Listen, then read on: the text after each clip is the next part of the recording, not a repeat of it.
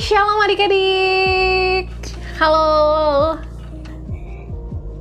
Kak Kesha percaya hari ini adik-adik semua dalam keadaan sehat. Kalaupun yang lagi sakit gak apa-apa. Percayalah bahwa Tuhan pasti akan menyembuhkan. Oke, apapun keadaanmu hari-hari ini, yuk kita mau sama-sama mengucap syukur dulu sama Tuhan. Mungkin sebelum kita dengar firman Tuhan, yuk sama-sama kita satukan hati dalam doa. Bapa dalam surga, terima kasih ya Tuhan, Kau begitu baik bagi setiap kami, dan hari ini kami mau sama-sama dengar firman Tuhan. Kami mau sama-sama merenungkan kembali firman-Mu ya Bapa. Biarlah Engkau sendiri yang berbicara kepada setiap kami lewat Kak Kesha, dan kiranya ada hati yang dibukakan hari ini, ada hidup yang dirubahkan juga hari ini oleh karena-Mu ya Tuhan. Terima kasih Tuhan Yesus, dalam nama Tuhan Yesus, yuk adik-adik sama-sama kita katakan, amin. Oke. Nah, hari ini kakak punya tema yang menarik banget nih, yaitu Finding Confidence in Christ. Wey, kita mau sama-sama menemukan ya. Confidence itu apa sih Kak? Confidence itu kepercayaan diri ya adik-adik ya. Nah, mungkin sebelum kakak mau lanjut, ada beberapa hal nih yang Kak Kesha mau tanyain sama adik-adik semua yang ada di sini. Yuk sama-sama kita merenungkan kembali ya. Kita refleksi sekali lagi untuk ingat-ingat kira-kira gimana ya rasa percaya diri saya. Oke, pertanyaan pertama yang Kak Kesha mau ajuin buat adik-adik semua adalah, pernahkah merasa tidak nyaman dengan diri sendiri? Pernah nggak nih adik-adik yang ada di sini ngerasa nggak nyaman dengan diri sendiri?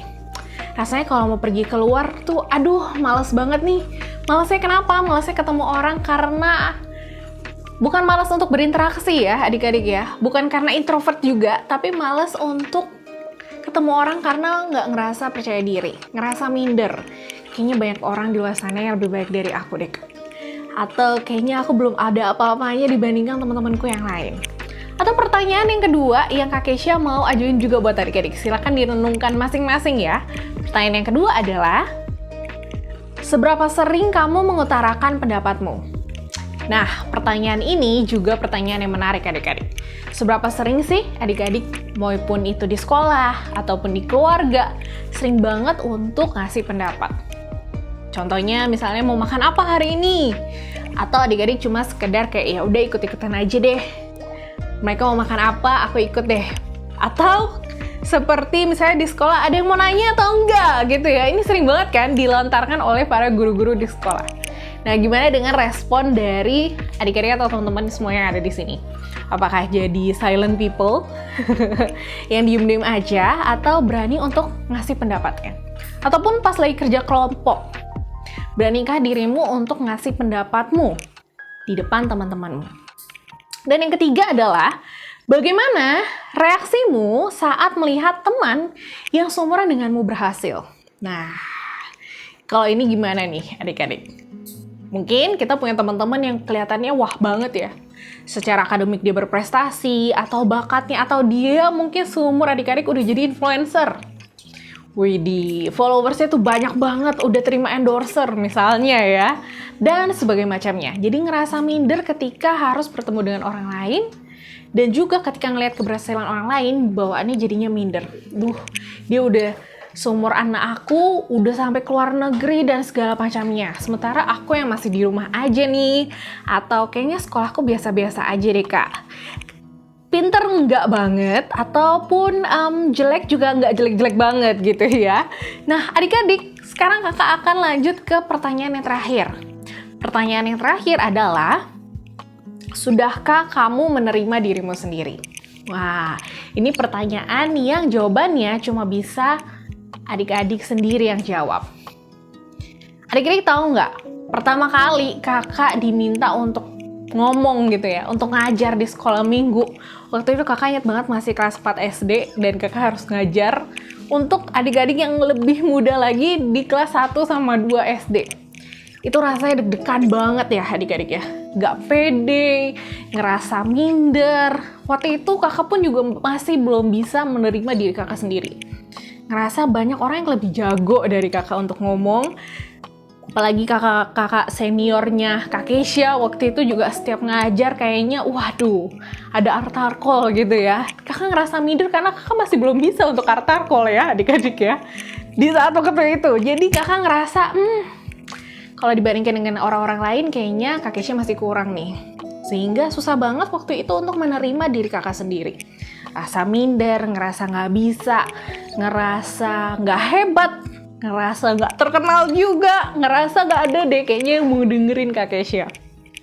Nah, apa sih kata firman Tuhan tentang percaya diri itu? Sebelum itu, kakak mau kasih tahu adik-adik ada sebuah quotes yang bagus banget dari Bill Murray. Dia ngomong kayak gini, social media is training us to compare our life instead of appreciating everything we are. Terkadang ya adik-adik ya, di dunia sosial media karena informasi begitu cepat. Zaman dahulu mungkin kalau misalnya kita mau tahu suatu info yang baru, kita harus nunggu yang namanya koran. Jadi paling cepat kita tahu informasi itu besok. Dan kalau sekarang, dalam hitungan detik aja, informasi bisa berkeliaran gitu ya. Tersebar begitu cepat adik-adik. Karena ada yang namanya sosial media. Dan dengan sosial media, kita memang cenderung suka banget untuk membandingkan diri kita dengan orang lain. Lalu, kalau kita lihat fenomena yang seperti ini, kita lihat keadaan seperti ini, yuk sama-sama kita gali lagi. Sebenarnya apa sih kata firman Tuhan tentang percaya diri itu sendiri, tentang confidence itu sendiri? Yuk sama-sama adik-adik boleh buka Alkitabnya, atau Kak Kesha udah sedia ini di layar di depan adik-adik semua. Yuk kita baca sama-sama. Dari Hebrew, pasal yang ke-10, ayat ke-35-36. Ini dari kitab Ibrani ya adik-adik ya. Kak Kesha akan bacain juga buat adik-adik semua. So do not throw away your confidence. It will be richly rewarded. You need to persevere so that when you have done the will of God, you will receive what He has promised. Ketika kita menaruh kepercayaan diri kita sama Tuhan, kita akan menggapai yang namanya janji-janjinya kita sama Tuhan. Nah, adik-adik, sekarang pertanyaannya adalah bagaimana hubunganmu dengan Tuhan? Kalau kita mau tampil percaya diri dengan orang lain di hadapan orang-orang yang ada di luar sana gitu ya, entah itu teman-teman sekolah kita, guru-guru kita, atau bahkan di luar itu. Kalau kita mau tampil percaya diri, tentunya harus kita lihat lagi nih adik-adik, gimana hubungan kita sama Tuhan. Because your relationship with Him define your relationship with people around you. Kalau hubungan kita sama Tuhan, ya gitu deh Kak. Saat teduh masih kalau inget-inget aja gitu ya. Atau saat teduh kalau mendekati ulangan, Kak, soalnya aku deg-degan nih, aku harus lebih sungguh-sungguh lagi gitu ya. Nah, kalau misalnya hubungan kita sama Tuhan sebatas take and give aja, itu sebenarnya juga menggambarkan hubungan kita sama orang-orang yang ada di sekitar kita. Kita cuma mau nolong orang lain ketika ya orang lain nolong kita. Kita mau kasih sesuatu ke orang lain ya karena dia udah ngasih sesuatu ke kita. Tapi kalau misalnya hubungan kita sama Tuhan beres gitu ya, saat teduh setiap hari, ada ulangan gak ada ulangan, tetap baca Alkitab, tetap merenungkan kata-kata firman Tuhan, sediakan waktu setiap hari sama Tuhan, maka itu juga tercermin dengan hubungan kita dengan orang-orang yang ada di sekitar kita. So, adik-adik semuanya, apa yang harus kita lakukan nih as a Christian? Sebagai orang-orang Kristen yang mau membangun percayaan diri di dalam Tuhan. Yang pertama-tama adalah self. Ini bicara tentang apa sih adik-adik? Terkadang sebagai manusia, as human, kita seringkali untuk mengandalkan diri kita sendiri. Dan itu sebenarnya hal yang manusiawi. Karena mungkin adik-adik, kakak gitu ya, kita seringkali merasa bahwa aduh nggak ada nih satu orang pun yang bisa menolong kita kecuali diri kita sendiri. Sehingga segala sesuatu kita lakukan dengan pikiran kita sendiri, perasaan kita sendiri, dan banyak hal yang lain. Padahal sebenarnya kita sebagai manusia, bahkan firman Tuhan bilang terkutuklah orang yang mengandalkan manusia, adik-adik. So hari ini coba deh kita shifting. Dari yang mungkin sebelumnya kita terlalu mengandalkan diri kita sendiri. Yang penting aku belajar giat deh Kak. Kalau aku belajar giat, pasti nilainya bagus. Yes, betul. Tapi kita tetap perlu yang namanya campur tangan Tuhan. Ya kan? Jadi ingat lagunya Kak Kesha kan? Campur tangan Tuhan. Karena adik-adik, Tuhan selalu bekerja di dalam hidup kita. Dan kita juga harus tahu bahwa kita itu terbatas. Mungkin hari ini kita ngerasa, oh pede nih Kak. udah belajar dengan baik. Tapi belum tentu akan pede terus-menerus adik-adik. Karena yang namanya manusia, kita masih ngelihat apa yang ada di depan mata kita. Melihat apa yang terlihat. Tergantung dengan situasi. Padahal sebenarnya, kalau kita percaya sama Tuhan, mau situasinya bagus, situasinya nggak bagus, kita akan tetap selalu confidence in Him. Selalu percaya diri penuh karena pengharapan kita adanya daripada Tuhan. Dan yang kedua, apa yang bisa kita lakukan adalah kita harus tahu juga who He is, adik-adik. God, the one true and only living God, is the only steady, unchanging, and altogether faithful and reliable entity all of your life. Hidup kita harus bergantung sepenuhnya pada Tuhan. Kenapa? Karena Dia sendiri, adik-adik. Dia adalah Allah yang tidak pernah berubah. Walaupun seringkali kita yang seringkali berubah. Kita yang seringkali, ya hari ini berapi-api. Mau pelayanan nih. Bisa pelayanan nggak? Bisa. Besok mau pelayanan nggak? Aduh, nggak dulu deh. Kita mungkin selalu berubah-berubah, adik-adik. Tapi Tuhan kita nggak pernah berubah. Dia yang dulu menebus kita, sekarang pun Dia akan melakukan hal yang sama. Dia yang mengampuni kita di masa lalu, Dia yang juga akan mengampuni kita di masa depan. Dia yang menghibur kita di masa lalu, Dia juga yang akan menghibur kita di masa depan, bahkan di saat ini. Dia yang memberikan kita kekuatan di saat kita lemah, di saat kita terjatuh. Dia juga yang akan memberikan kekuatan di saat ini ataupun di masa depan. Dan yang ketiga, adik-adik, kita harus percaya juga terhadap His Word, perkataan firman Tuhan. His Word is holy, complete, and true. Firman Tuhan itu sempurna, adik-adik.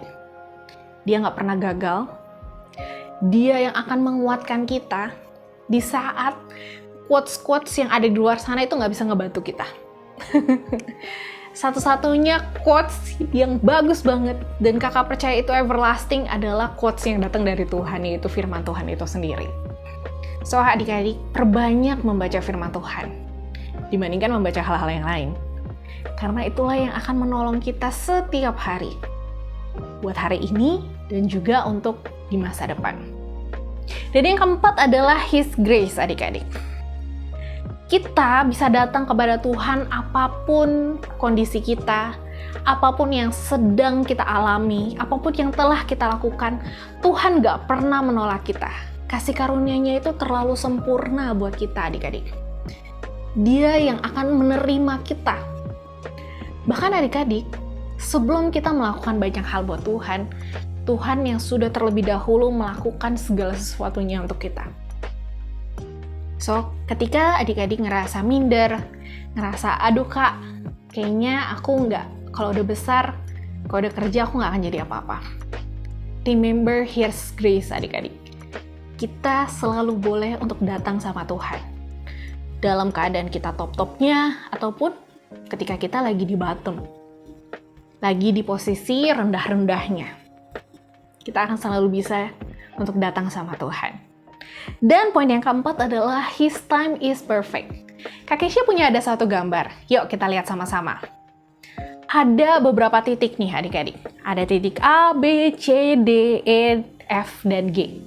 Nah sekarang kakak mau adik-adik pikirin 10 detik aja. 10 detik menurut adik-adik, kira-kira best moment kita ada di mana ya? Yang di A, B, C, D, E, F, atau G? 10 detik ya. Dimulai dari sekarang.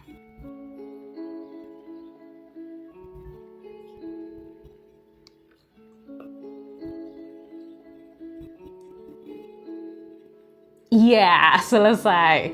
Nah, menurut adik-adik, di mana best moment di dalam hidupmu? Apakah dia yang A? Karena ya, itu masih lahir, Kak. Baru dimulai hidup saya, masih belum tahu apa-apa. Atau di bagian yang G, karena saya tahu itu udah mau selesai. Atau di puncak yang tertinggi, yaitu di bagian yang F. atau di masa paling rendah dalam hidup saya itu adalah best moment di bagian yang ini.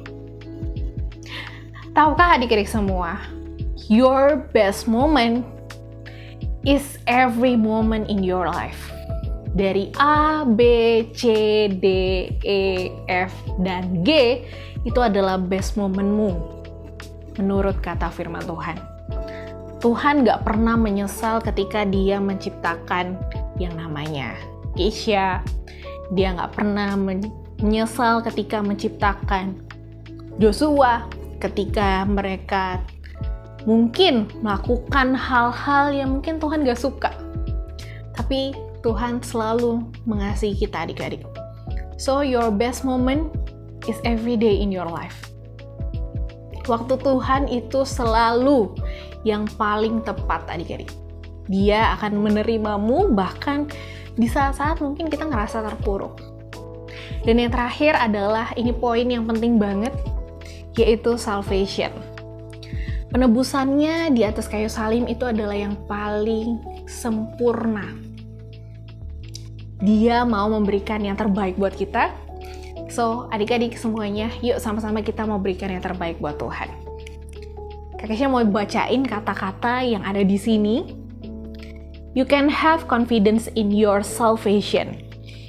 You don't have to hope you are safe or think you are safe or hope you will be at the end of your life. And you don't have to live in fear. You will lose this great gift of salvation He has given you.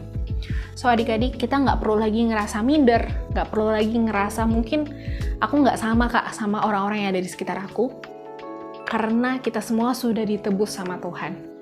Kita dibayar dengan harga yang mahal, harga yang nggak bisa ditebus oleh apapun kecuali darah Yesus. Itu begitu mahal adik-adik, sampai Bapa di surga Dia memberikan anaknya untuk kita semua. Bahkan sebelum kita lahir ke dunia ini, sebelum kita melakukan banyak kebaikan, sebelum kita melakukan apapun buat Tuhan, sebelum kita melakukan pelayanan-pelayanan buat Tuhan, Dia sudah kasih yang terbaik, yaitu salvation. Itu sendiri untuk kita semua. So adik-adik, yang terakhir yang mungkin Kak Keisha mau sampaikan di sini adalah, you can always find confidence in Christ.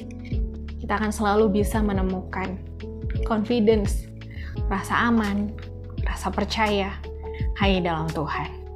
Yuk sama-sama kita tundukkan kepala, kita bersatu hati dalam doa. Bapa, terima kasih atas firman-Mu ya Tuhan. Kau telah begitu baik dalam setiap hidup kami, dan kami tahu sampai kapanpun juga kami gak akan pernah bisa balas kebaikan-Mu.